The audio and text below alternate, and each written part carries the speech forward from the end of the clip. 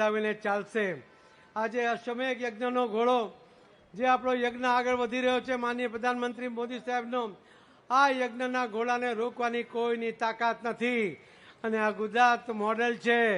Gujarat model એ વિકાસનું હોય કે સંગઠનનું હોય કે જીતનું હોય, એને ક્યારેય કોઈ અટકાવી શકશે નહીં, કેમ કે તમારી બધાની તાકાત એની સાથે જોડાઈ છે। ફરીથી 5.25 વર્ષ સુધી સતત મારા કેટલાક નિર્ણયોને કારણે કેટલાકને નુકસાન થયું હશે, કેટલાકને ફાયદો થયો હશે, પણ મારો ઈરાદો ક્યારેય કોઈને નુકસાન કરવાનો નહોતો। પાર્ટીના હિતમાં નુકસાન થયું હશે એના માટે મને માફ કરી દે, પરંતુ એટલું હજી ફરીથી કહીશ કે જે કંઈ નિર્ણય કર્યા એ પાર્ટીના હિતમાં કર્યા છે।